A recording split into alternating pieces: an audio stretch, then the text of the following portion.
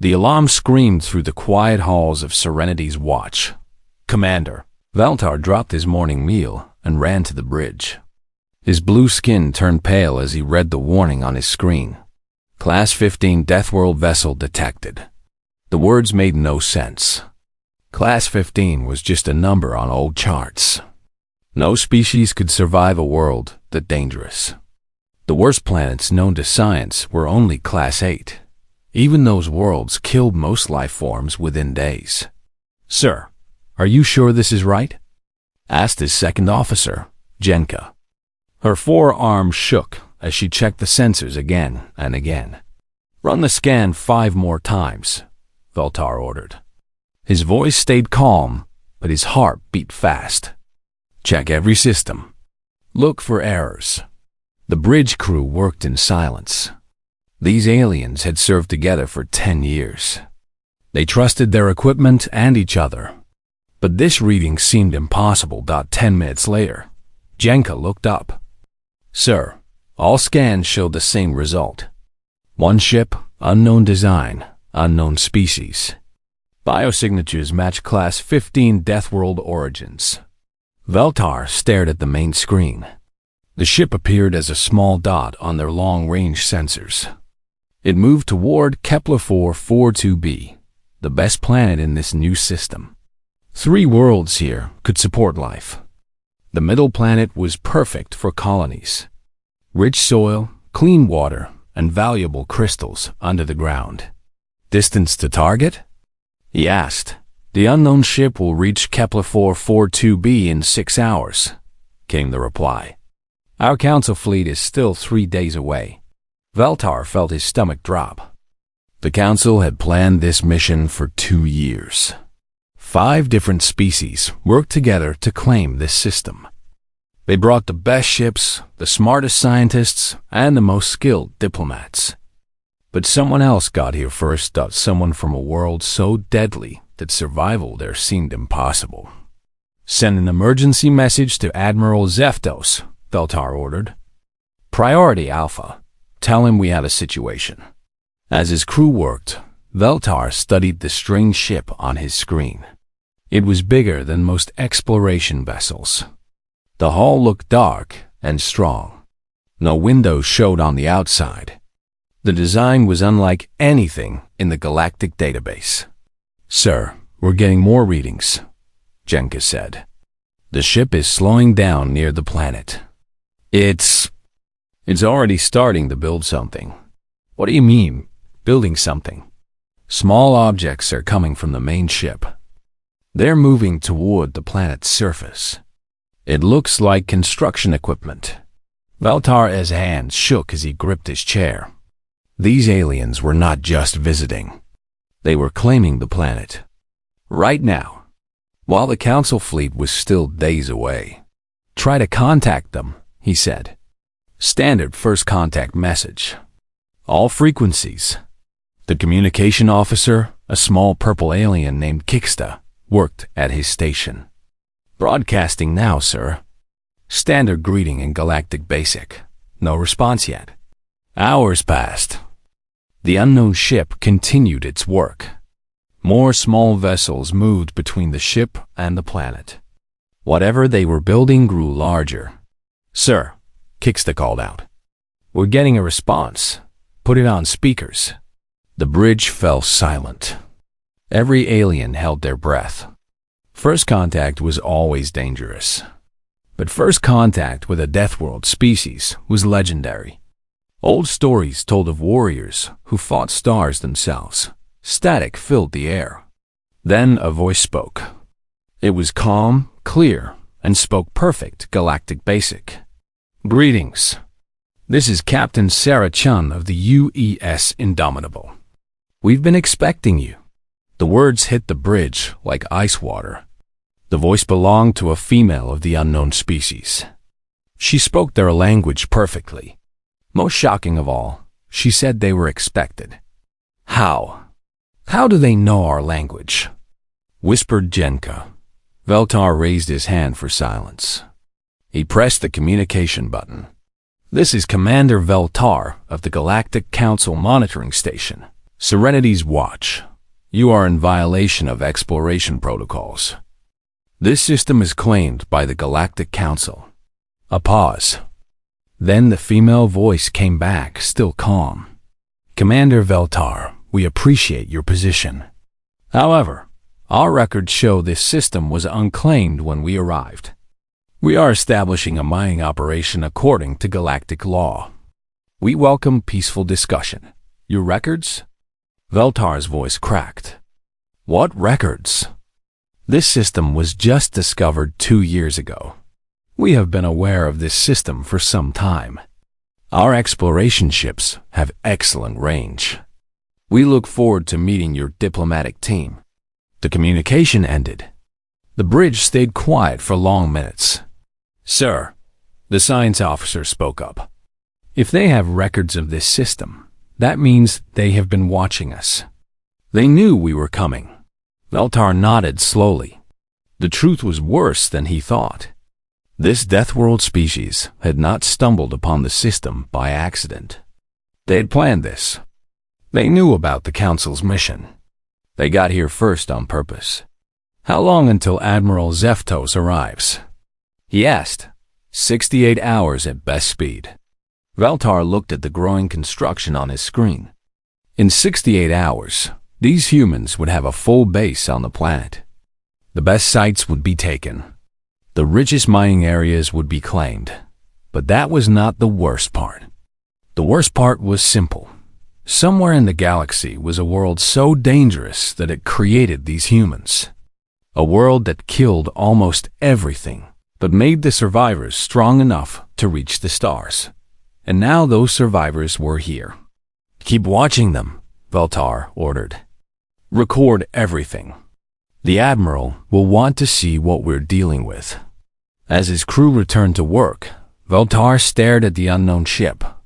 Captain Sarah Chun sounded friendly enough, but her voice had something in it that made his skin crawl. It was the voice of someone who had never lost a fight, the voice of someone who expected to win. 2 days passed.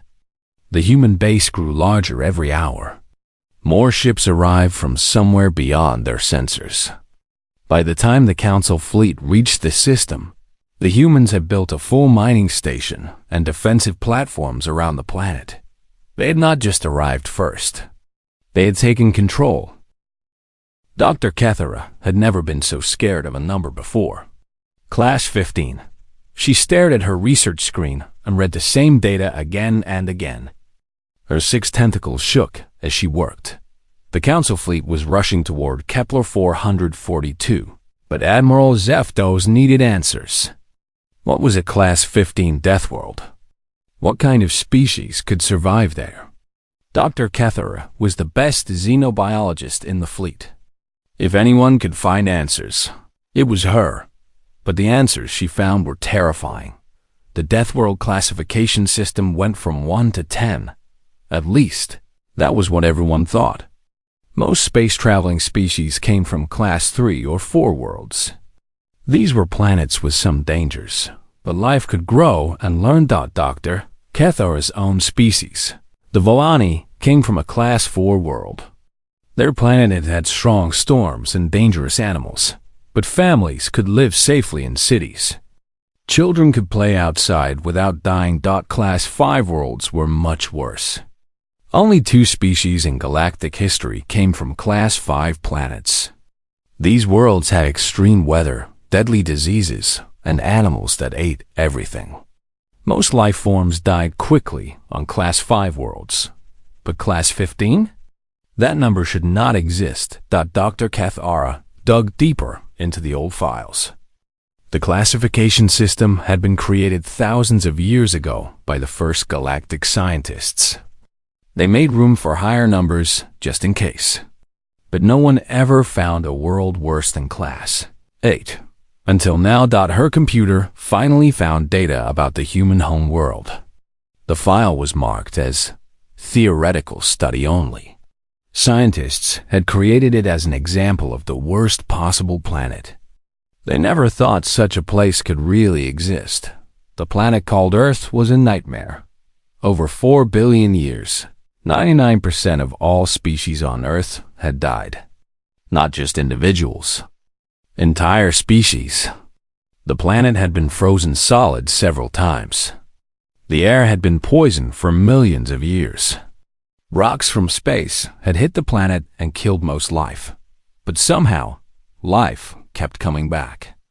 Each time stronger. Each time more able to survive. Dr. Cathara read about Earth's animals. Giant reptiles had ruled the land for millions of years. Then rocks from space killed them all. But small creatures survived and grew into new forms. The mammals that survived were incredible. They had to hunt or be hunted every day. They needed to be smart, fast, and strong just to find food. The weak ones died. Only the best survived to have children. Then came the early humans. Dr. Cathara's tentacles went numb as she read their story. These early humans had no claws, no thick skin, no poison. They were small and weak compared to the other animals. But they had something else.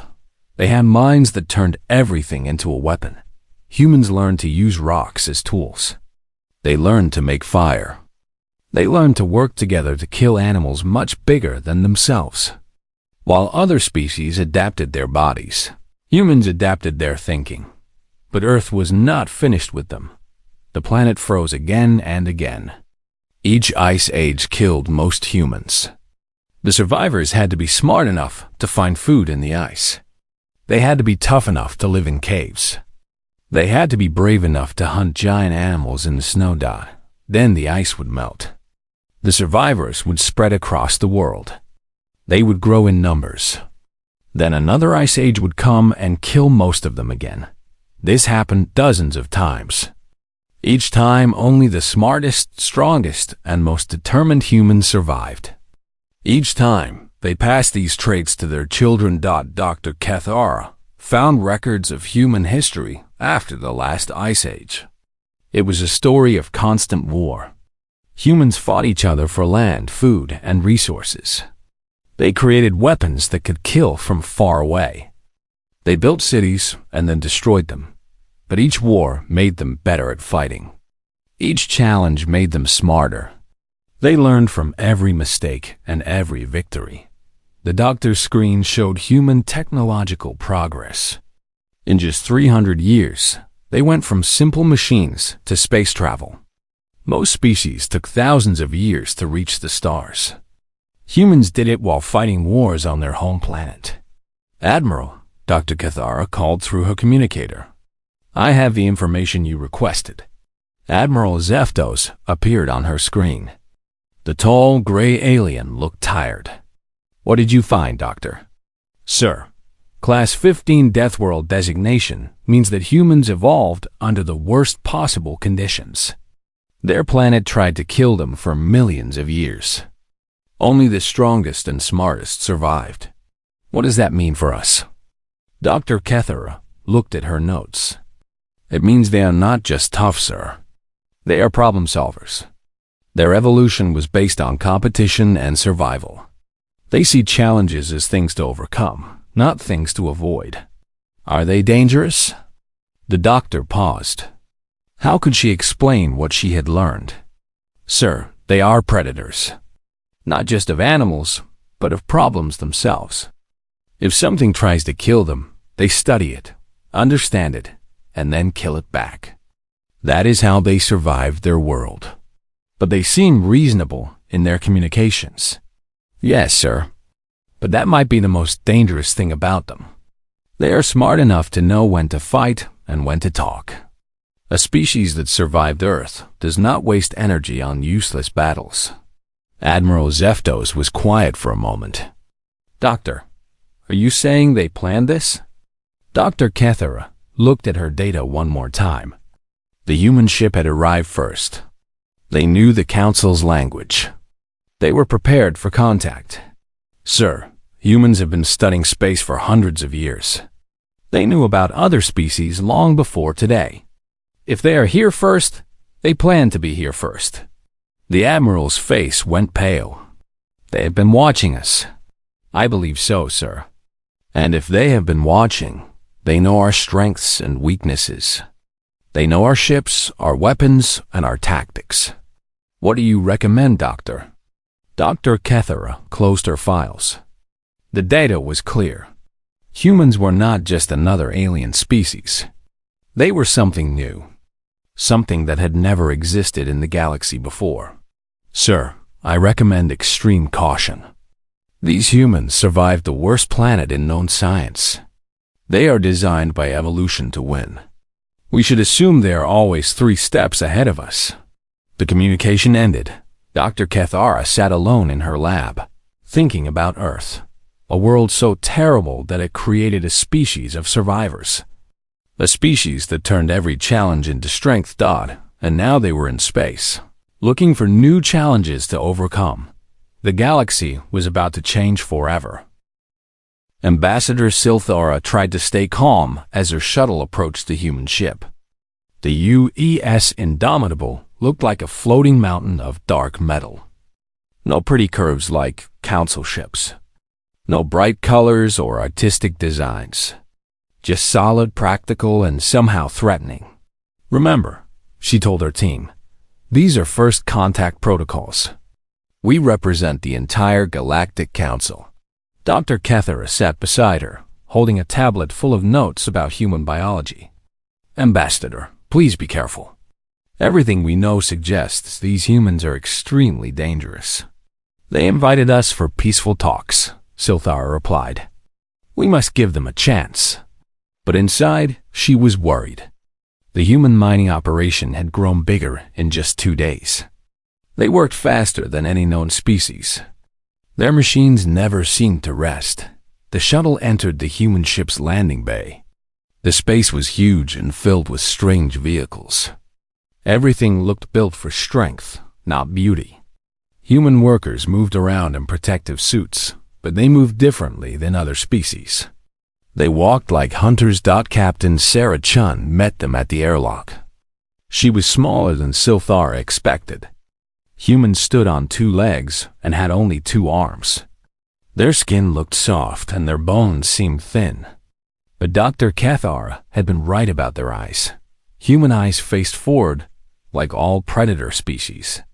They were designed for tracking prey. Welcome aboard the Indomitable, Captain Chun said. She spoke perfect Galactic Basic with a warm smile. I hope your trip was comfortable. Thank you, Captain, Silthara replied. We appreciate your invitation. Captain Chun led them through the ship's corridors. The walls were covered with pictures of Earth. Silthara saw mountains, oceans, and forests. It looked like a beautiful world, not the nightmare described in the files. Your planet looks very nice, she said. Earth has its dangerous parts, Captain Chun replied with a small laugh. But we learned to live with them. They entered a meeting room with a large table and comfortable chairs. Human crew members brought food and drinks.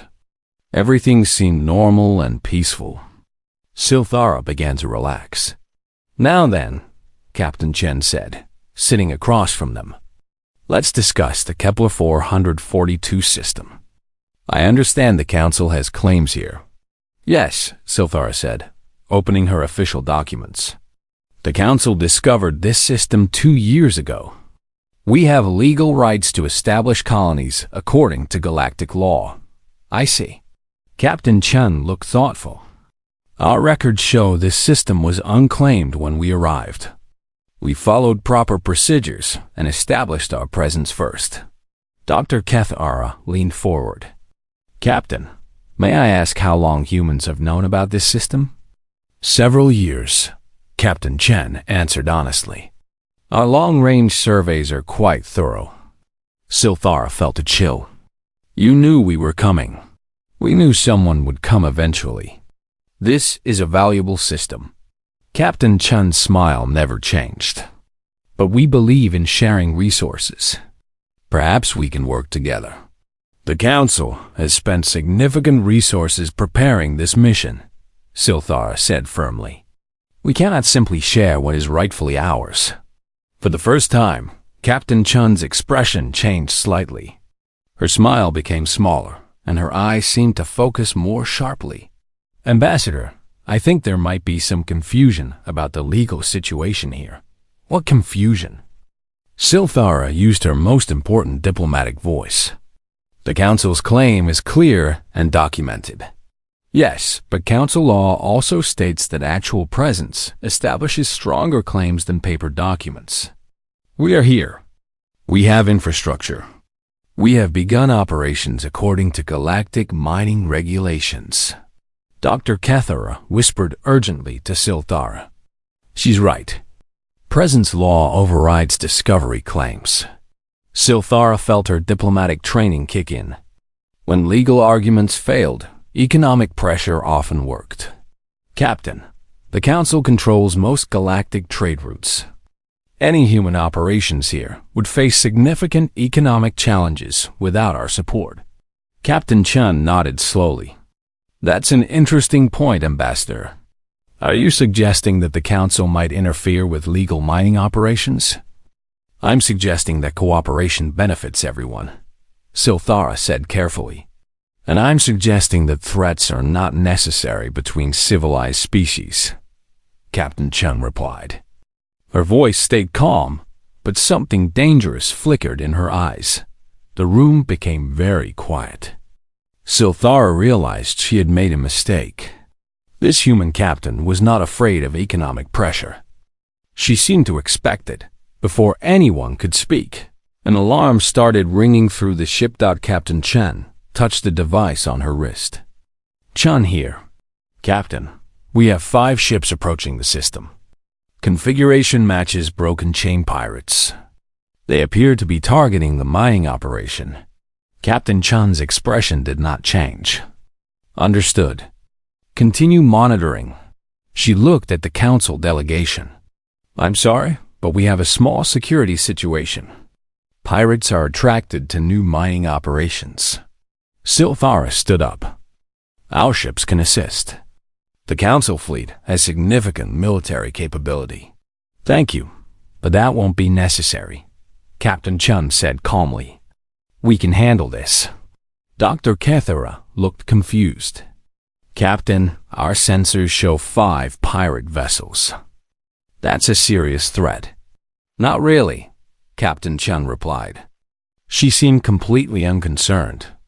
Would you like to observe from our bridge? You might find it educational. They followed Captain Chun to the ship's command center. The bridge was dark and efficient, with humans working at various stations. Large screens showed the approaching pirate ships. 5 vessels, heavy weapons, approaching fast, reported the tactical officer. Standard pirate formation, Captain Chun noted. They expect us to run or surrender. She turned to her crew. Battle stations. Defensive pattern 7. Silthara watched in amazement as the human crew worked. No panic, no shouting, no confusion. They moved like a machine made of living parts. Captain, the communication officer called out. Pirates are demanding we abandon the mining operation and prepare to be boarded. Send them our standard reply, Captain Chun said. What is your standard reply? Dr. Kethara asked. Captain Chun smiled. It was not a nice smile. We tell them to leave. We only ask once. On the screen, the pirate ships kept coming. They were big, ugly vessels covered with weapons and armor. They clearly expected the humans to run away. Pirates are not responding to our warning, the communication officer reported. They are preparing to attack. Very well, Captain Chun said. Permission granted to defend our operation. Wait, Silthara said urgently. You're going to fight 5 ships with just 1? Captain Chun looked at her with surprise. Ambassador, this is only 1 ship, but we are humans. We have certain advantages. The battle started before Silthara could ask what those advantages were. The human ship moved like nothing she had ever seen. It didn't just fly toward the enemy. It flowed through space like a living thing. The Indomitable twisted and spun between asteroid rocks, using them as cover and weapons. Lock onto the lead ship, Captain Chun ordered. Show them what Earth taught us about fighting. The human weapons were different too. Instead of the clean energy beams used by most species, they fired solid projectiles at incredible speed. The first pirate ship exploded in seconds. How? Whispered Dr. Kethara. Kinetic weapons, Captain Chun explained calmly. Very simple technology. Very effective. The remaining pirate ships tried to surround the Indomitable, but the human ship was too fast. It seemed to predict where the pirates would. Goem was always somewhere else. Second ship destroyed, reported the tactical officer. Third ship is trying to run, called out another crew member. Let them go, Captain Chun said. But make sure they spread the word. The battle was over in 10 minutes. 5 pirate ships had become 2 destroyed wrecks and 3 running survivors. The human ship had not even been scratched. Silthara sat in shocked silence. She had just watched one ship defeat 5 others without any real effort. The humans had fought like it was a training exercise. How? Was all she could say. Captain Chun turned to her with that same calm smile. Ambassador, my species spent millions of years learning to fight. We're very good at it. Dr. Kethara looked at her tablet, then at Captain Chun. This was a light exploration vessel? Yes. The Indomitable is designed for long-range exploration and first-contact situations. What would a real warship look like? Captain Chun's smile became even less comforting. Let's hope you never have to find out. Admiral Zeftos watched the battle recordings for the 5th time. His tactical staff sat around the conference table in stunned silence. No one wanted to speak first. Play it again, he finally said. Focus on their movement patterns. The hologram showed the human ship dancing through the asteroid field. The Indomitable moved in ways that should have killed its crew. The gravity forces alone should have crushed any living being inside. Sir, said his tactical officer, a nervous Voltari named Jixko. Our computers cannot explain how they survived those maneuvers. The gravitational stress would liquefy most organic matter. Yet, they did survive, Zeftos replied. Which means humans are either much tougher than they look, or their technology is far beyond ours. Dr. Kethara's voice came through the communication system. Admiral, I have new information about human biology. You need to see this. Her data appeared on the main screen. It showed the inside of a human body. Dense bones, thick muscles, and a heart that could pump blood under extreme pressure. Humans evolved on a high-gravity world, she explained. Their bodies are built to handle stress that would kill us. They can survive acceleration forces that our ships cannot even create.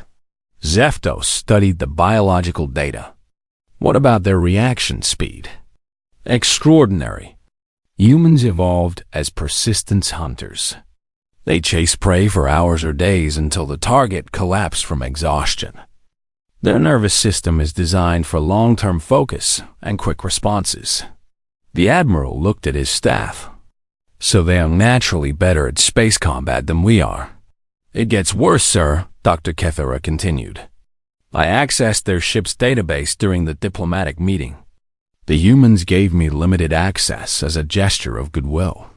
What did you find? Admiral, the Indomitable is not an exploration ship. It's a diplomatic vessel. It was designed specifically for first contact with alien species. The conference room became very quiet. If that was a diplomatic ship, Jixko whispered, what do their real warships look like? Dr. Kethara's image appeared on the screen. Her 6 tentacles were wrapped tightly around her body, a sign of extreme stress. Sir, I found references to something called Total War Doctrine in their files. It's a military philosophy based on using every resource to achieve victory. Explain. Most galactic species developed warfare as a tool for settling disputes. Battles had rules. Civilian populations were protected. Wars ended when one side surrendered. That sounds reasonable. Humans are different. Their wars were about survival, complete victory or total defeat. They developed weapons designed to destroy entire planets. They created strategies that targeted enemy economies, supply lines, and civilian populations. Admiral Zeftos felt his blood turn cold. They target civilians? Not anymore. But their thinking is still based on those principles. When humans fight, they fight to win completely. They study their enemies, find weaknesses, and attack everything that supports enemy strength. The tactical officer pulled up star charts. "Doctor, how many ships do humans have?" That's the terrifying part. Captain Chun mentioned this was a light expedition. She said Earth alone has 12 billion humans, with colonies throughout their local star systems. 12 billion? Zeftos could barely comprehend the number. How many ships could they build with that population? Unknown, but consider this. Humans went from primitive technology to space travel in 300 years. They did this while fighting constant wars on their home planet. War forced them to innovate faster than any known species. Jixko was working frantically at his console. "Sir, I'm running calculations based on human technological advancement rates. If they have been in space for even 50 years, what? They could have thousands of ships, maybe tens of thousands, and everyone would be more advanced than our best vessels." Dr. Kethara nodded grimly. "There's more. I found communication logs suggesting this entire first contact was planned. The humans have been watching galactic civilization for decades. They've been studying us. Yes, they know our ships, our weapons, our tactics, and our politics. They arrived at Kepler 442 first because they wanted to meet us here. On their terms." Admiral Zefto stood and walked to the window. Outside, he could see the human mining operation growing larger every hour. Efficient, organized, and protected by the most dangerous ship he had ever encountered. "Admiral," his communication officer called out. "We're receiving a message from Captain Chun. She requests a meeting with you personally. Put her through." Captain Chun's face appeared on the main screen. She looked friendly and professional, but now Zeftos could see what Dr. Kethara meant about predator eyes. "Admiral Zeftos, thank you for taking my call. I hope your fleet had a safe journey. Captain Chun, I understand you have established quite an operation here. Yes, we work efficiently. It's a survival trait." She smiled. "Admiral, I think it's time for a more serious conversation. Would you join me on the Indomitable? I believe we have much to discuss." Zeftos looked at his staff. They all seemed terrified. But he was a military commander. His duty was to protect Council interests, even when facing the unknown. "I will come aboard your ship, Captain. But I want to bring my full diplomatic team." "Of course." "Admiral, I should mention that we have prepared a presentation about human civilization. I think you'll find it educational." The communication ended. Zeftos turned to his staff. "Sir," Jixko said urgently, "you cannot board that ship. It's too dangerous." "On the contrary," Zeftos replied. "I think Captain Chun wants to show us something important. Something that will change our understanding of this situation." Dr. Kethara's voice was worried. "Admiral, what if this is a trap?" "Doctor, if the humans wanted to destroy our fleet, they would have done it already. No, Captain Chun wants to talk. She wants to make a deal." "What kind of deal?" Zeftos looked down at the human operation again. "Steady, organized, and unstoppable. I think she wants to welcome us to a galaxy where humans are in charge." An hour later, Admiral Zeftos and his team boarded shuttles for the trip to the Indomitable. As they flew toward the human ship, he wondered what Captain Chun would show them, whatever it was. He suspected the galaxy would never be the same dot behind them. The Council fleet waited in space. Powerful ships from 5 different species, representing the military might of galactic civilization. But Admiral Zeftos was beginning to understand they were not the strongest force in this system. They were not even close. The presentation room aboard the Indomitable was larger than Admiral Zeftos expected. Captain Chun had assembled a full team of human specialists. Scientists, engineers, diplomats, and military officers sat around a curved table. "Admiral, welcome," Captain Chun said warmly. "Please, make yourselves comfortable. We have much to show you." Zeftos studied the human faces around the table. They all had that same calm confidence he had seen in Captain Chun. These were people who never doubted they would win. "Before we begin," Captain Chun continued, "I want to address the obvious question. Yes, we planned this meeting. Yes, we have been watching galactic civilization for some time. And yes, we are much stronger than you currently understand." Dr. Kethara shifted nervously. "How long have you been watching us?" A human scientist named Dr. Williams answered. "We detected your radio signals about 60 years ago.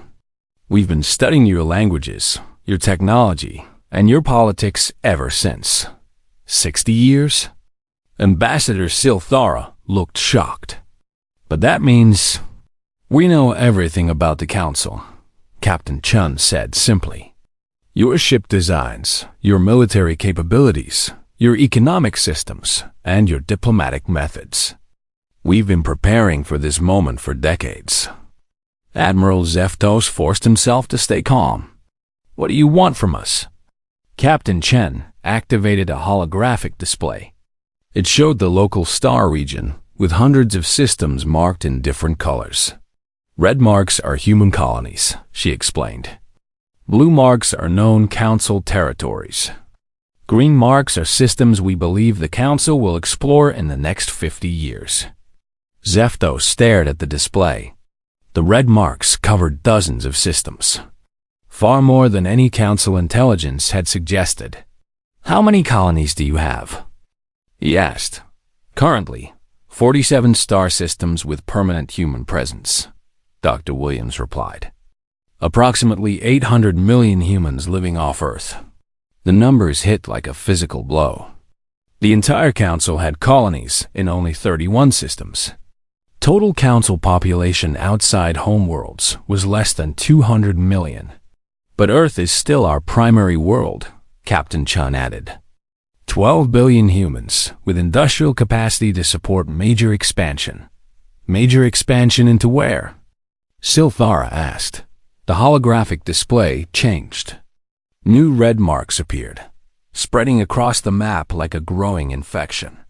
"These are systems we plan to colonize in the next 20 years, Captain Chun said. "We have the ships, the people, and the technology to make it happen." Zeftos studied the map. Human expansion would surround most Council territories. They would control the best trade routes and the richest systems. "You're planning to take over the galaxy," he said quietly. "No, Admiral," Captain Chun replied. "We're planning to share it. But we want to do so from a position of strength." "What does that mean?" A human military officer leaned forward. "It means we offer partnership, not conquest. Humans are very good at war, but we prefer cooperation when possible." Dr. Kethara checked her tablet. "What kind of cooperation?" Captain Chun smiled. "The kind that benefits everyone. Humans excel at resource extraction, defensive operations, and technological development. The Council excels at science, diplomacy, and trade networks." "You want us to be junior partners," Silthara said. "We want you to be partners," Captain Chun corrected. "But yes, we expect to be the senior species in this relationship." The room became quiet. Zeftos considered his options. The Council fleet was powerful, but not compared to what these humans could deploy. Fighting would be suicide. But surrender felt wrong. "What happens if we refuse?" he asked. "Then you refuse," Captain Chen said calmly. We will continue our expansion. You will continue yours. Eventually, we will compete for the same resources and territories. And you will win. Yes, we will win. The honesty was almost refreshing. No threats, no anger, just simple facts stated clearly. Dr. Williams activated another display. However, we believe cooperation offers better results for everyone. The new image showed joint human council operations. Mining stations with both species working together. Trade routes protected by human ships. Scientific research shared between both civilizations. Humans bring efficiency and protection, Dr. Williams explained. The Council brings established infrastructure and diplomatic experience. We get the benefit of your knowledge and trade networks, Captain Chun added. You get the benefit of our defensive capabilities and resource extraction methods. Admiral Zeftos looked at his team. They all seemed overwhelmed by the scope of human planning. You've thought of everything, he said. We try to be thorough. It's another survival trait. Ambassador Silthara leaned forward. What would this partnership look like in practice? Joint colonies and new systems, Captain Chum replied. Shared defense agreements. Technology exchange programs. Human ships protecting Council trade routes. And in return, access to Council markets and diplomatic networks. Help with cultural integration as we meet other species. Dr. Kethera looked up from her notes. You plan to contact other species? Oh, yes, Dr. Williams said. We estimate there are at least 12 major civilizations in our local galactic region. The Council knows about 7 of them. You know about all 12? We've been very busy these past 60 years. Admiral Zeftos felt the weight of the situation. Humans had not just arrived in galactic civilization. They had studied it, understood it, and planned their entry perfectly. Admiral, Captain Chen said softly, I know this is overwhelming. Your species evolved on gentle worlds where cooperation was the key to survival. You built a civilization based on consensus and mutual benefit. And you built yours on competition and conquest. On adaptation and victory, yes. But Admiral, we learned something important during our rise to the stars. What's that? Cooperation is more efficient than conquest. We prefer to work with other species rather than fight them. But we insist on fair terms. Terms you dictate because you're stronger. Terms we negotiate because we want long-term partners, not short-term subjects. The meeting continued for hours. Humans presented detailed plans for joint operations. They showed their technology, their ships, and their economic systems. Everything was more advanced than Council equivalents. Finally, Captain Chun made her final offer. Admiral, we propose a simple arrangement. Joint Human Council colonies in new systems. Shared governance where both species have equal votes. Human protection for Council operations. Council diplomatic support for human expansion. What about existing Council territories? They remain yours. We have no interest in taking worlds you already claim. Zeftos considered the offer. It was generous, considering human advantages. But it also made humans the dominant force in any future expansion. I need to consult with the Council leadership, he said finally. Of course. Take all the time you need. As the meeting ended, Admiral Zeftos shook hands with Captain Chun. The human grip was firm and confident. Captain, may I ask one final question? Certainly. This was all planned, wasn't it? Getting here first, the pirates arriving, everything. Captain Chun's smile was answer enough. The pirates were real, Admiral. But we may have encouraged them to visit this system at a convenient time. You use them to demonstrate your capabilities. We use them to save time. Better to show our abilities than spend months explaining them. As the Council delegation returned to their ships, Admiral Zeftos looked back at the Indomitable. Soon, There would be hundreds of ships like it spread across the galaxy. The age of council dominance was over. The age of human expansion was beginning, but perhaps that was not entirely bad. Humans were efficient, honest, and reasonable. They offered partnership instead of slavery, and in a galaxy full of unknown dangers, having the strongest species as an ally might be exactly what the Council needed. 3 months later, the first joint human council colony was established on Kepler 442b. Human miners and council scientists worked together to extract rare crystals. Human ships patrolled the system while council diplomats negotiated trade agreements with neighboring species. It worked exactly as Captain Chen had promised. And across the galaxy, other species began to detect the signs of human expansion. New ships with unknown designs, mining operations that appeared overnight, and always the same message when they asked who was responsible. This is Captain Sarah Chun of the United Earth Service. We've been expecting you. The galaxy